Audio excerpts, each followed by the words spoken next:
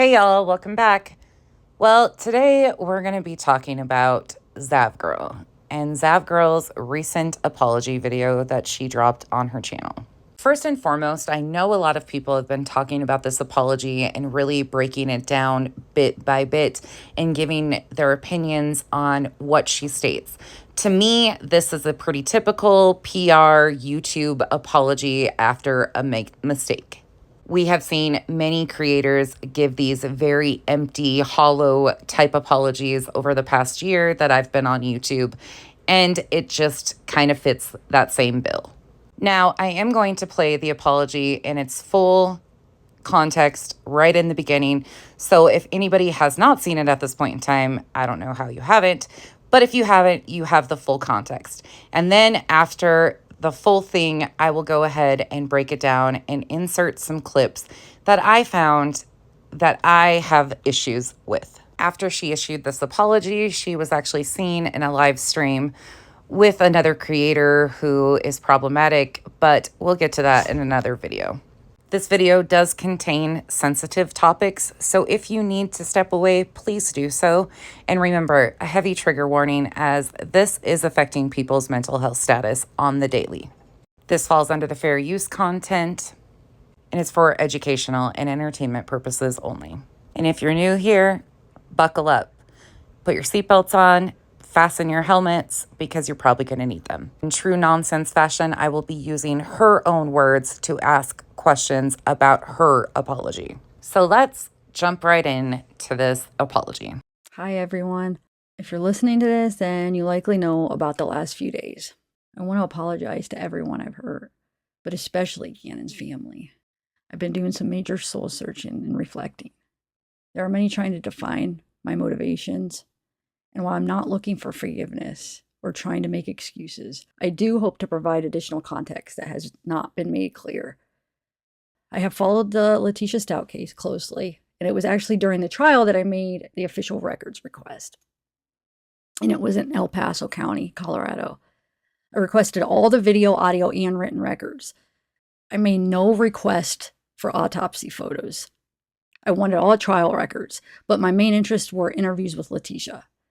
The autopsy photos just happened to be in the files. I spent time reviewing what I received so I could provide more info from the trial. I believe many of my images were already shown during the televised trial, and I saw the photos on other public YouTube channels that live streamed the trial and shared the evidence. I didn't think any of the images were new. These photos were already public, although the video I put together with the coroner's voice was my own creation.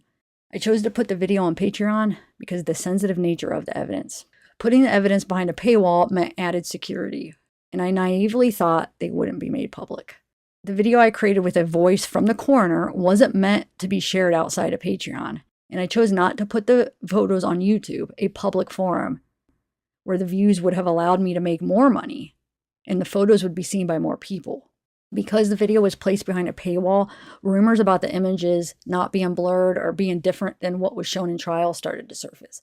No photos shows genitalia. I have made no jokes about the photos. I don't even cuss on my channel, and I would never allow derogatory remarks about a victim. I realized my intentions were not communicated well. My channel style is sort of me hanging out with friends and speaking off the cuff, and I did not articulate my reasons or think my decision through. At this time, my Patreon website has been shut down.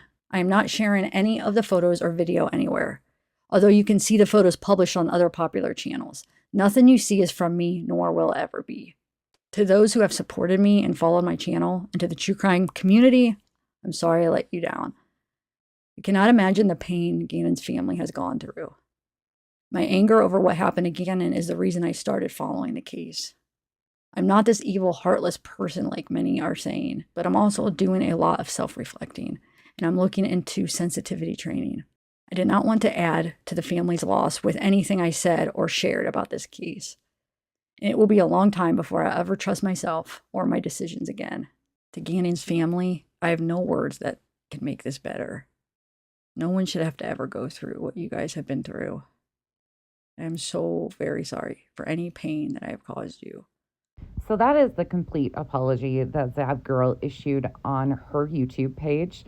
in regards to the situation after she released a minor's autopsy photos in her Patreon. Instead of me talking about how I don't think she's expressing emotion and so on and so forth, which is not my concern because, again, the apology is not directed towards me whatsoever. I want to focus on ZavGirl's behavior, ZavGirl's previous statements. So let's go ahead and jump right back into the apology, but I'm going to insert some clips and commentary as we go. Hi, everyone. If you're listening to this, then you likely know about the last few days. I want to apologize to everyone I've hurt, but especially Cannon's family. I've been doing some major soul searching and reflecting. There are many trying to define my motivations. I'm not trying to define her motives. I am trying to highlight her own statements leading up to the release of the autopsy photos. And while I agree that humans all make mistakes, we absolutely make mistakes. This isn't the first, the second, or the third time she has done something that has hurt or affected a victim or their family. Unfortunately, bad behavior continues and continues until things finally blow up. And while I'm not looking for forgiveness or trying to make excuses, I do hope to provide additional context that has not been made clear. I have followed the Letitia Stout case closely, and it was actually during the trial that I made the official records request. Pay attention to the small details and the wording she chose to use. She refers to it as the Letitia Stout case. She also states that she followed it very closely. So let's go ahead and take a look back at a clip from one of her previous videos discussing this case. For context purposes, she is in the middle of a discussion with her chat about trials that she would like to cover. Because I want to probably cover one of them. Like, I would like, as long as I'm able to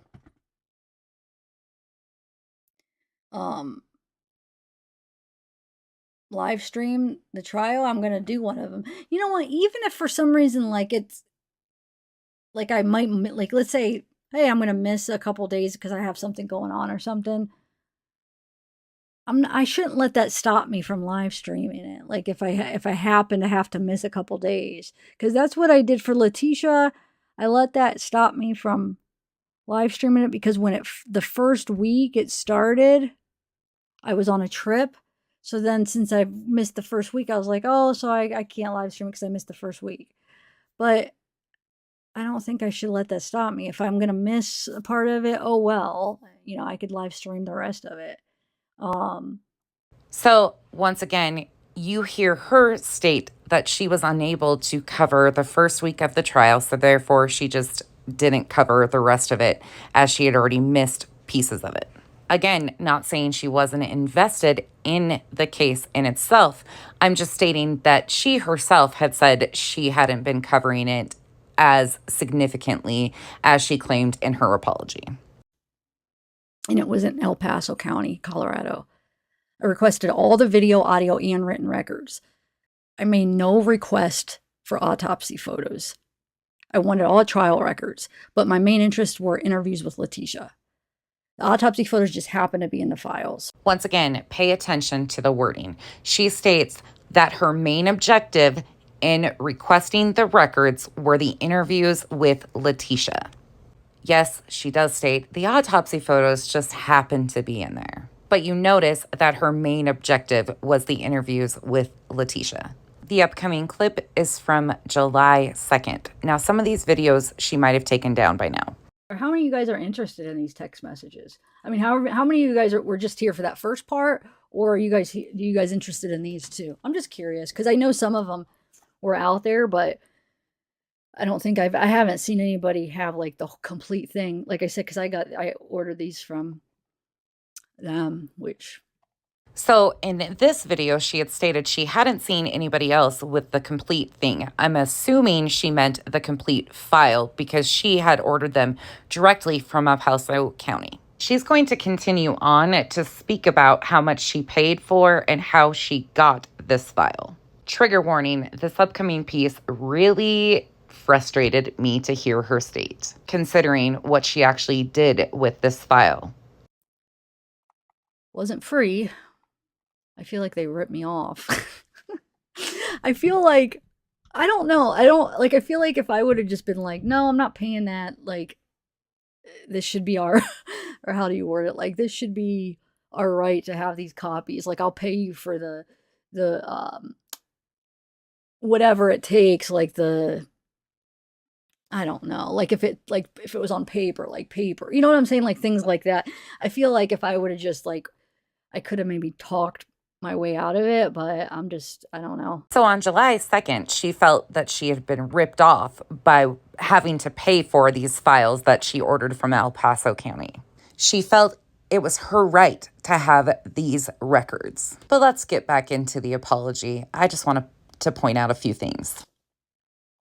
I spent time reviewing what I received so I could provide more info from the trial. I believe many of my images were already shown during the televised trial, and I saw the photos on other public YouTube channels that live streamed the trial. She must just be specifically talking about the photos because in the earlier clip, we heard her say that she hadn't seen anybody else with the complete file. Now, granted, maybe she was talking about the text messages at that point in time, but it seemed to me that she was pretty confident she was one of the first to get the entire record, that she felt ripped off, that she had to purchase anyways. I don't know. It just seems all too much for me. Let's go ahead and take a look at another clip of some of the conversation she had previously had about this case. When we go over those photos, oh, let me just say this, you guys. Those of you guys confused about the autopsy photos, I told you, I thought I made it clear I'm going to put them up within the week on my Patreon. They're not there yet. So she had been telling her subs that she intended on putting them on her Patreon way back before July 2nd even. And she admits that she had people reaching out to her, asking her where these photos were, anticipating their release. That just made me feel gross all in itself. I'm gonna wait. Sometime this week they'll be on, so don't worry. Because there's some people getting on like freaking out, like where are they? I got an email like people are wondering where they are. I'm like, but when I said about that, I was very clear. I said it in about a week, and that was a few days ago. So I said within this next week I'll have it up. I'm gonna make. Here's the thing. Patreon doesn't let me live stream unless if I buy Vimeo, which is $75 a month. I'm not going to buy that just for freaking one live stream. So what I'm going to do is I'm just going to make a video, a pre-recorded video, and put it on my Patreon. So that's what it's going to be. She had spent a lot of time deciding how she was going to do this. So I'll probably record myself like, maybe like showing them and talking about it and just upload a video. But that's going to be sometime this week. Within the end of the week, it'll be up there. Okay, guys? I promise. Because I know some of you guys joined. I'm not screwing you over. They will be there. So on July 2nd, she's reassuring her subs that don't worry, if you joined my Patreon and paid the $3, you will get to see these autopsy photos. They just were going to take her some time to prepare. I've heard a lot of discussion about her intent or her motivation. And even no, she never advertised that she was going to be posting the video of his autopsy photos previous to her actually doing it. Well, you can tell from her own statements that that's just not the case. She absolutely had been advertising that she was going to be doing a release of these photos in her Patreon, and people had been joining her Patreon. She even states, "Don't worry, I'm not going to rip you off." This is an 11-year-old child's autopsy photos. I just want to put some time to put it together. If it was just a live stream, I would do it sooner, but I could actually have to edit a video together. So, okay. Anyway, back to the apology. Shared the evidence. I didn't think any of the images were new. These photos were already public, although the video I put together with the coroner's voice was my own creation. Your own creation, yet you used the audio from another creator that you tried to jam up previously in the Kylie Rodney case by making extremely bold accusations against this creator. You claim that that video was your creation, yet you took the audio from another creator that you had previously had problems with. Make that make sense. But she was so invested in covering this case. Let's go back to July 2nd once again. I think there's a reason she removed this video. It's going to be a Patreon. I was looking up policies of like YouTube, and I can't take a chance because I think it would be a violation. So I don't want it anywhere on YouTube. So I'm just doing it on Patreon. So Seems to me like she had been doing her research and understood that it would be a violation to upload it to YouTube, so therefore she would need to find a workaround, which unfortunately she did. I'll probably put it up like this week on Patreon. So the link's in the description for Patreon. I think it's like $3. So it's not bad because you can just do it that month, see it, and that's it. So once again, she was encouraging her subs to join her Patreon in order to see these photos. She knew that it would be a problem to load them to YouTube, therefore they would need to pay the $3 and join her Patreon to do so. But you would only have to join for a month and see them, and then, I have a hard time with the fact that she put a price tag on an 11-year-old child's autopsy photos. But as you can tell, in most of her conversations, she's just disconnected. I have to because I'm too nervous to have it even on a member's YouTube, because that it doesn't matter if it's uploaded to YouTube. It doesn't matter where it's at if it's against policy. So they say if you can have like a policy violation if it's really bad, that like one where they take away your channel like right away, or if it's not, if it's just a regular violation, then it could just be they would just suspend it. I think there could be a chance it would be all right, but I don't want to take a chance because their policy's so vague. So it's so vague that like I don't know if it's against it because the way they word it, it's like you don't even know. I feel like there's a possibility it might not be because it's like education purposes. And exactly how is there educational value in what you did? Unless you want to look at it from the perspective of what not to do, how not to be an insensitive asshole on YouTube. But there's also a possibility it might be, and I just am not willing to lose my channel now. So it won't be on YouTube at all. It'll be on my Patreon. So like I said, I'll have it by the end of the week on there. And it's I know she states she selected to post them on Patreon because she was worried about people not seeing them if they didn't want to see the them. link is in the description. But if you want to join, seems to me she was more concerned about losing her okay. YouTube channel if she put them on YouTube. Again, self-serving needs much. I chose to put the video on Patreon because of the sensitive nature of the evidence. Sorry, I just can't buy it, considering we just heard her state that she was concerned about losing her YouTube channel. But let's take a glance back at the July 2nd video.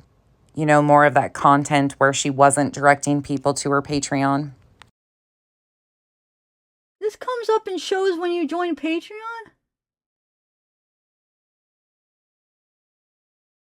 Oh, you just put it in your message. I saw Batman. Did you see my message?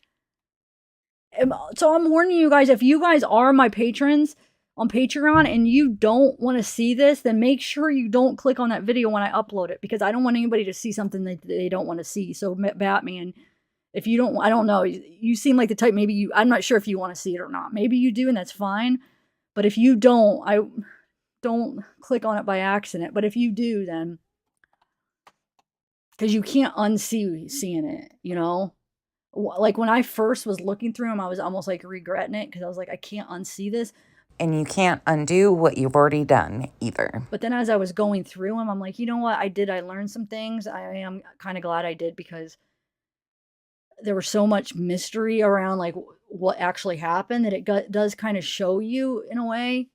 The trial was completely over. There was no need for this whatsoever. There was nothing educational or scientific in what she did. She took the time to warn her subs, yet she never once took into consideration the family.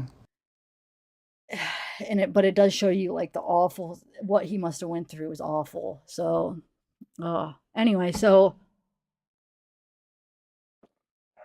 it is completely unnecessary to see the photos of the autopsy in order to understand that what was done was horrifying. Putting the evidence behind a paywall meant added security, and I naively thought they wouldn't be made public.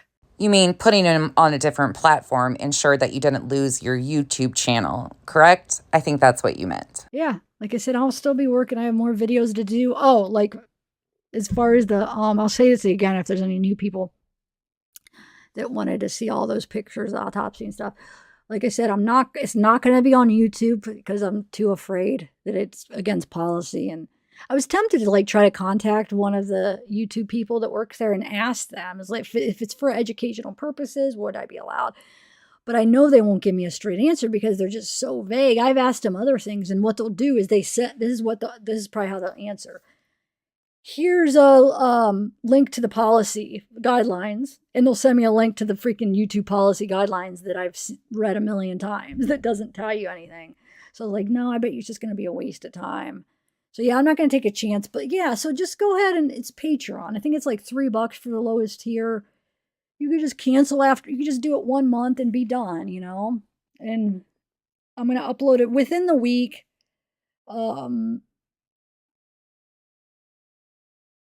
Like I said, it's not going to be a live stream because there's no way to the way you live stream on Patreon is you do it through another platform. So I would either have to go through YouTube, which I don't want to do because I don't want this anywhere on YouTube. I don't want to risk my channel.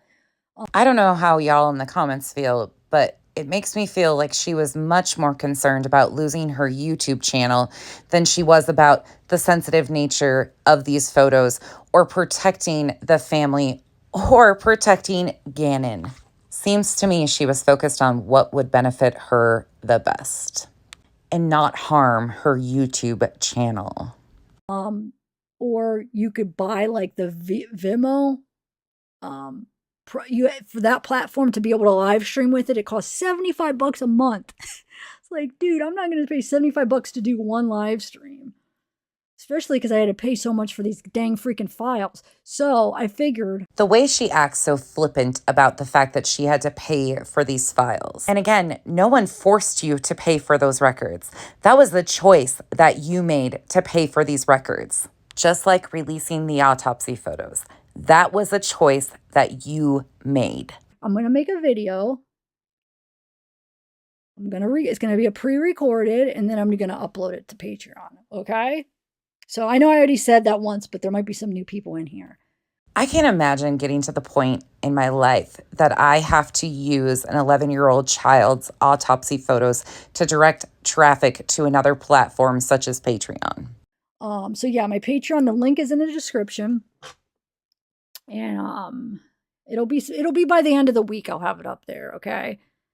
But just know it is graphic. I mean, they show like everything. It's really just like I got nauseous. I got like shaky and nauseous looking at it. So just, I mean, make sure you really think it out if it's something you want to, because you can't unsee it. That's the thing. Like once you see something, you can't undo it. It's in your head. So just make sure it's something you want to see. And then, well, unfortunately, you kind of took that from everybody because now the family has to worry about potentially stumbling across these photos. And that was a choice that you made to release these photos of an 11-year-old child's autopsy.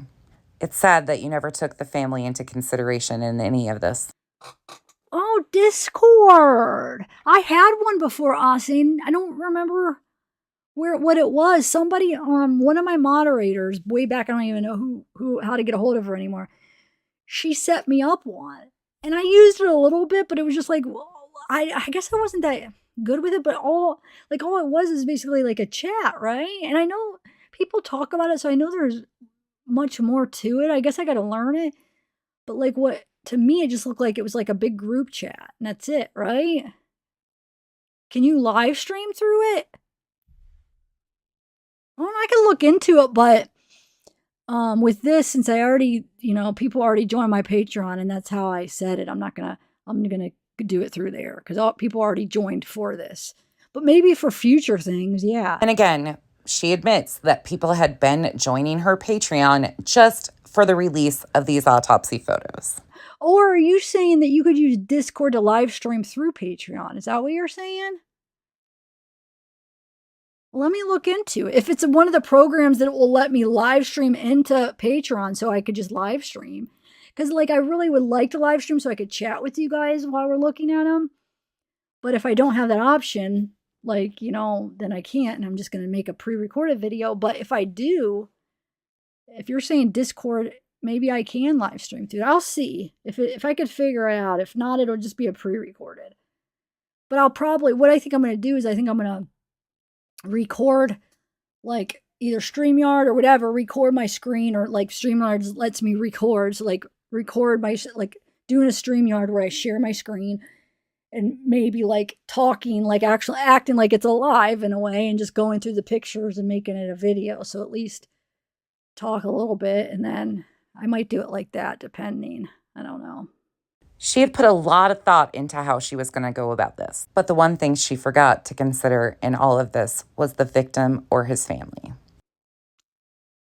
I know. I don't know. I don't know if I, Jess, I don't know if I have time. Like, I have so much stuff to do this week. I don't know if I have time to figure that all out. So I might just stick with how I was going to do it. Oh, you can't live stream anyway? Then no, I'm not going to do it like that. So what I'm going to do is I'm going to do the Patreon, and I'm just going to upload it through like a Dropbox. You guys know how to do Dropbox, right? I don't know. Actually, It really bothers me, the sense of entitlement that she has while she's discussing this release of an 11-year-old's autopsy photos. It's almost as if she's bothered by the fact she has to find a workaround and can't post them on YouTube. yeah, because Dropbox is like, because here, you see, you need a thing with a link. So Dropbox creates a link for you. So that's how I'm gonna do it. So hopefully you guys will be able to do that. And if not, like Dropbox, you could get the free, you don't have to pay for it, you can get the free version. So just if those of you, if you like don't have Dropbox, just like download the free version. If it makes you, I don't know if it even makes you, if you just to watch a video. But you can just, it's a free version thing. It doesn't cost anything, and you can watch it. So that's how I'm thinking I'm going to do it. Listening to her discuss money while discussing releasing autopsy photos just bothers me so badly. But I just wanted everybody to know how much work she had to put into this, and how well aware she was of the choices she was making. But let's get back to this apology video. The video I created with a voice from the coroner wasn't meant to be shared outside of Patreon. And I chose not to put the photos on YouTube, a public forum. Patreon is also a public platform. It is just a membership platform that people pay or subscribe to after they pay a fee. YouTubers use it to supplement their income very often. Where the views would have allowed me to make more money, and the photos would be seen by more people. And the only reason she didn't upload it to YouTube was because she was worried about losing her channel, as you heard. Because the video was placed behind a paywall, rumors about the images not being blurred or being different than what was shown in trial started to surface. No photos shows genitalia. I have made no jokes about the photos. I don't even cuss on my channel, and I would never allow derogatory remarks about a victim. You not cussing on your channel means nothing to me. Because you can sit here and feed us a line of bullshit without cussing, that's still a line of bullshit. But as far as you not allowing people to say derogatory remarks about victims, I need to remind you of something. Granted, this might have been directed at a loved one of a victim, but you also said some very derogatory things about Kylie herself while you were covering that case. And you played a huge role in what was done to Kylie's family and friends, but they've never gotten an apology. Okay, so I just posted up. I just saved a few of Jagger's comments. So it says, "Happy 17th, my love. I hope you can see what everyone is doing for you. I hope you see I will never let your name die. You will live on. I will see you again someday. And when I'm done, and when I do, I'm never gonna let you go again. I miss you so dearly. I just wish I could hug you right now and tell you how proud I am of you." Yeah, are you thinking of her when you're sleeping with Kate, one of her really good friends, though? This comment was made after Kylie Rodney had been found. It was directed at her boyfriend, Jagger. These are young adults, extremely young adults, and she made comments like that after Kylie had been found deceased due to a tragic accident. So please miss me with the I don't allow people to say anything bad about the victims when you yourself have gone after many victims and their families. Not to mention other YouTube creators that have called you out. Oh, this is that one. I've read it a bunch, but about like she was drunk driving on a steep shoreline. Could have happened to anyone. Yeah, but weren't you saying, like, "Somebody, whoever has her, please just tell us something." And her parents are saying that she just wouldn't have done that, though. She wouldn't have drove. I don't know. I'm having trouble believing that. So while she apologized for one of her shitty actions that she has done on this platform, there are still many families and other victims that she has affected the lives of forever, such as Jager and almost all of Kylie's friends and family members, with their insane conspiracy theories and complete BS fabricated lies. I realized my intentions were not communicated well. My channel style is sort of me hanging out with friends and speaking off the cuff, and I did not articulate my reasons or think my decision through. But in 2019, when you were discussing the Watts case, you knew what releasing autopsy photos could potentially be like. You were worried about getting the backlash you could potentially get from just going over the autopsy verbally with your audience. Hopefully you guys will enjoy it. Well, actually, this subject, I'm a little nervous to do this because this is by request. A lot of people requested the autopsy report. So it's not a very fun subject. So, okay, so we're going to start off with, and I want to just give a warning if there's any young kids watching it, maybe they shouldn't watch, because we're going to be talking about some pretty disturbing things. So I'm a little bit nervous that people are gonna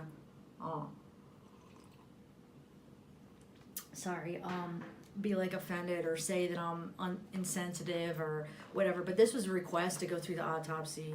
I'm not trying to be insensitive or anything. I'm just trying to give the facts. So there are some very disturbing things here. But let's go over it. Okay. I'm gonna start with Shanann Watts' autopsy. Now, some things I'm gonna skip because some things are just too much. So in 2019, you were well aware of what potentially could come from what your actions were. I just don't want to cover everything because it just gets a little bit too disturbing, and I'm nervous actually to talk about it right now. So, I'm nervous about all the comments of, I don't know, I could just see, but hopefully, I just want to give the facts, and people were actually requesting this. So, and I did a lot of research to figure out what some of this stuff meant, and I was tempted to put in pictures, and I decided not to. There's not pictures of them, but like to give pictures of some of the things, like some of the terms they used, but I'm choosing not to do that because that would be a little bit too disturbing. But okay, so the word seems to me that once again you were more concerned about how people would view you over this topic versus your concern of the victim and their families. Do you ever consider the victims and their families? At this time, my Patreon website has been shut down. I am not sharing any of the photos or video anywhere, although you can see the photos published on other popular channels. You already had shared them. Nothing you see is from me, nor will ever be. How can you guarantee that the video that you already released didn't end up in horrible spots? To those who have supported me and followed my channel, and to the true crime community, I'm sorry I let you down. I'll be honest, you didn't let me down at all because I've seen you for what you were previous to this. Your coverage of the Kylie Rodney story was absolutely horrifying to watch. What was done to that family and Kylie herself by a group of creators such as yourself was absolutely vile and disgusting. So I wasn't let down by this stunt. However, I feel horrible for Gannon's family. I'm also not a part of the true crime community either. I cannot imagine the pain Gannon's family has gone through. My anger over what happened to Gannon is the reason I started following the case. Are you sure it wasn't your obsession with Letitia? I'm not this evil, heartless person like many are saying. You're pretty cold and calculated in my opinion.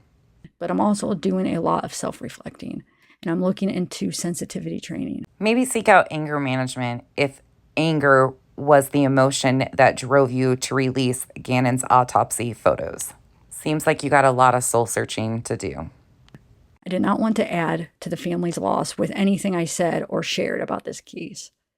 To me, it doesn't feel like you considered the family whatsoever because not only did you release Gannon's autopsy photos, you also gave out Al's complete phone number in your video from July 2nd. So unfortunately, I think you just have some careless behaviors. it will be a long time before I ever trust myself or my decisions again. And just to be clear, I do not feel that ZavGirl is a victim in this situation. The only thing she is a victim of is her own poor choices. But I also don't agree with the threats and harassment that her family or her are even receiving. That is not how we go about things. Harassing her family or even her attempts to make her the victim in this story, and that is not what she is. But by stooping to the same level that these creators use, we are no better than they are. That's why I will continue to use her own words. To Gannon's family, I have no words that can make this better. No one should have to ever go through what you guys have been through. No one deserves what that family has been through. And they also don't deserve to be re-victimized by YouTube creators. I'm so very sorry for any pain that I have caused you. It feels to me like you are sorry that you got caught re-victimizing the family. That's what it feels like to me. It almost kind of feels like Gannon, the victim, and his family, his loved ones, were the last thing on your mind. But let's take a look at one more clip before we finish with this one, because I think it's important. And just for full context purposes, this is during a conversation that she was having with her subs about interviewing people who had committed heinous crimes. This just so happened to be about Letitia. Wait, what interview, Peyton? I'll go with you to the interview. What are you? Wait, I'm confused. I missed it. Oh, thank you for joining 307, Mrs. Troy. Thank you. What interview, though? I don't get what you're saying.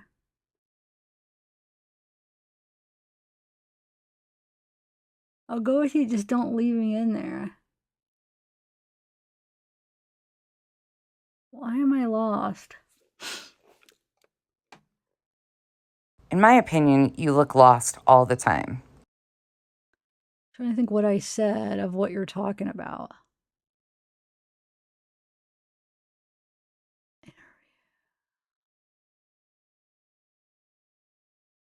Oh, okay. Okay, Peyton, I missed that. I could. I want an excuse to go back to Colorado. I used to live in Colorado. I love Colorado. It's beautiful. I've been wanting to go back for a little trip. So maybe, but she would have to okay me and want to interview me, which I'm sure she probably is wanting to, attention. I'm sure she is going to want to or talk to people, but Sadly, your latest stunt gave her a lot of attention, and I'm sure, sadly, a lot of thrills. I don't know. I'm trying to think of how I'd get a hold of her.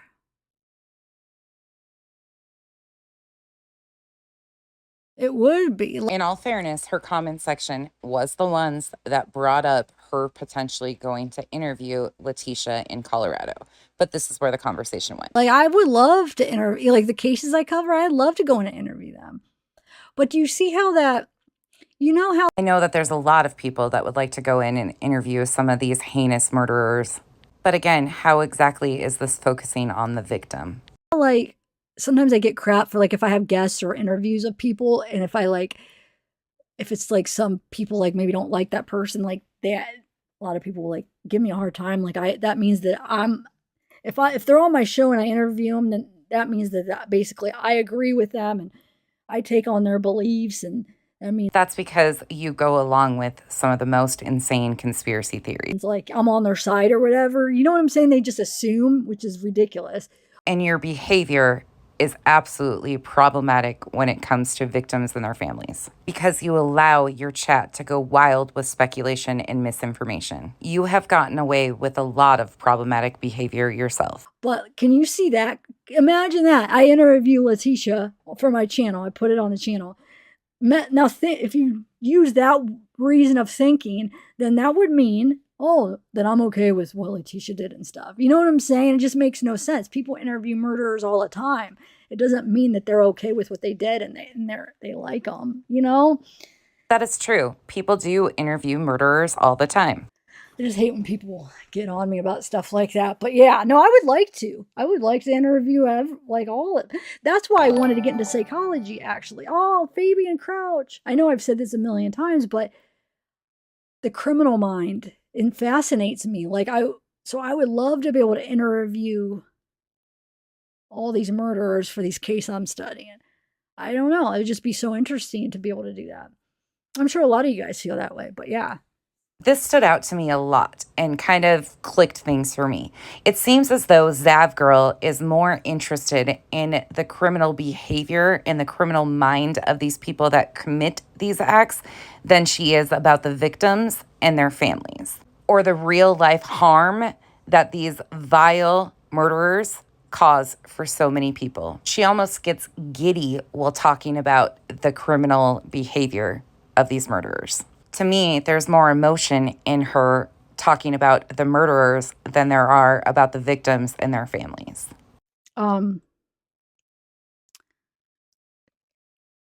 Wait, that would please her? Oh, yeah. I would have to have a game plan for her. Look at the excitement that she gets in this discussion. At least there's some inflection in her voice finally. Because we would expect her to feed me a lot of crap and play the victim. And so we would have to come up with a plan of like questions and ways like where we can't let her have the upper hand. So like where we could like somehow like play her, come up with some kind of plan where we play her or does that make sense? It's maddening when you think about the fact that Letitia probably is getting joy out of ZavGirl's stunt with the autopsy photos. It would, I don't know, it'd have to be really planned out because if not, she would just play me. I mean, she would just make up things and. She murdered an 11-year-old child. But yeah, I could truth seeker. It probably would have to start to write into her and then continue. I tried to write to Lori Vallow. She never responded. And yes, I understand that there's a few true crime creators that do write to these criminals and do involve themselves in that way in hopes of getting an interview. In my opinion, this is the difference between true crime creators who are focused on a change for victims and their families and advocating for victims and their families throughout these horrific crimes, and creators who are focused on a self-serving mission for some sort of sensationalism or fame off of these tragedies. You know how they have that I had the app, I think I deleted it because I didn't have any luck with it. What's it called? Where you could like, so they could text and stuff and they have like that iPad and stuff.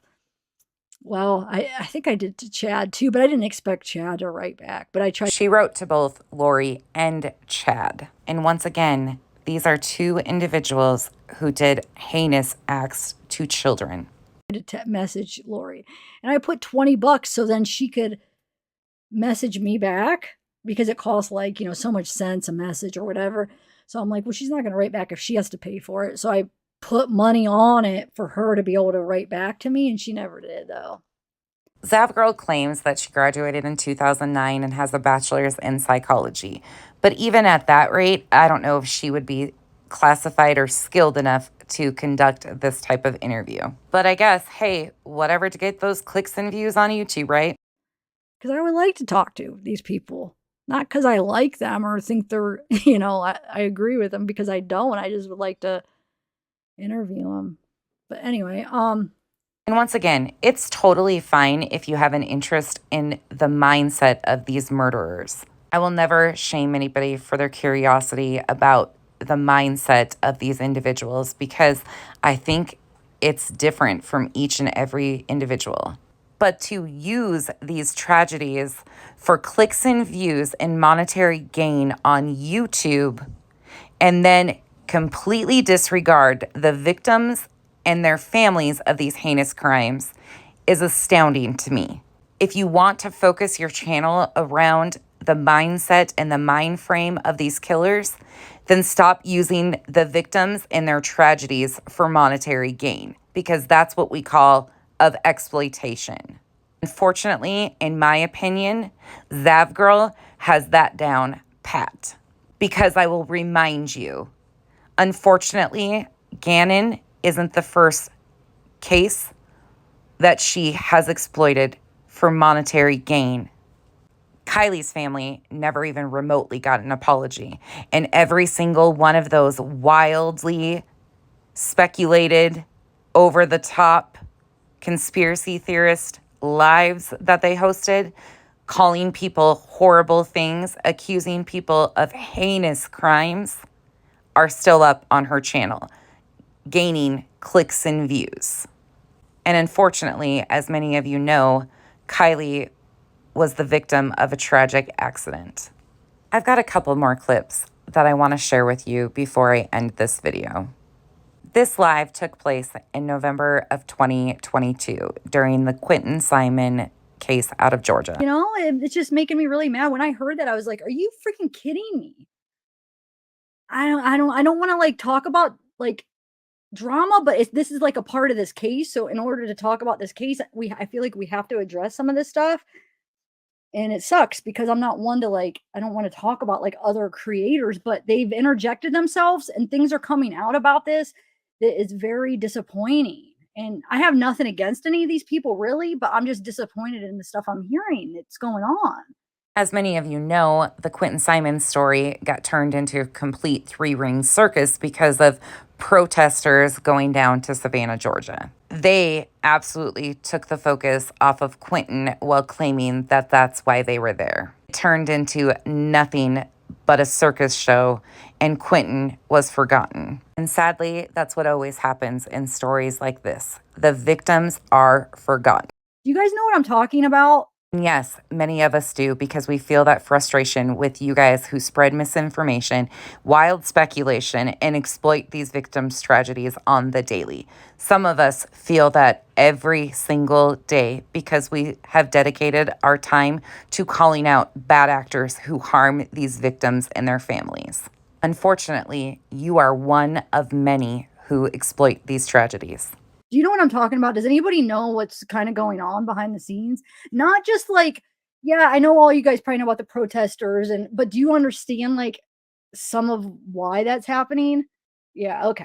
You do? Like how some of it's like made up stuff that's purposely for entertainment, basically. I mean, you guys know that, right? Sadly, there are many people just like ZavGirl who will do whatever it takes to get their faces on media to create havoc for some clicks and views on their YouTube channels. Not only was Quentin's story made into a complete mockery, but while they were in Georgia, they also pulled a death hoax on a Marine veteran by the name of Marvon McCray. There has been so many families and victims of people like ZavGirl who continue to sensationalize and exploit these horrific tragedies. ZavGirl, unfortunately, is just the face of a growing problem out here. It has become so easy for anybody to exploit a family's tragedy. I don't know what the ultimate answer will be, but I know that this continued behavior and just ignoring it, hoping that if we don't bring attention to it, less people will know, isn't working. It's time these people are named and shamed, because we cannot, as a society, let the families and the victims of these tragedies continue to be exploited for clicks and views and monetary gain on a social media platforms. Like, are you freaking kidding me? Like, I can't do it. And I have nothing against this. I just found out about like what's been going on behind the scenes. Like, I have nothing against these channels. I really don't, but like this is just wrong. I'm sorry. It's wrong. I can't. It is extremely frustrating when people exploit victims' tragedies. And as I said previously, this is a growing trend and it is happening every single day. ZavGirl gave the standard PR, oops, I made a mistake, let's forget about it now and move on, YouTube apology. Nothing more, nothing less. I personally have really no feelings about the apology because it's not for me. These apologies are empty when there's no action behind it. These people spread misinformation and wild speculation about these stories on the daily basis. Until we start becoming part of the solution and not part of the problem by overlooking the bad actors and the bad behavior, we will never see change. We will just get another PR apology. We have to set a higher standard of what we expect for YouTube creators, especially in true crime when they are harming actual victims. Thank you guys for watching another one of my videos. And tell me below what you think we can learn as a society from things like this. Before you go, let me know in the comments below, how many chances do you think somebody should be given to correct their bad behavior? How many families can a creator harm before it becomes too far? And with that, I hope you all have a wonderful day. I will see you all soon.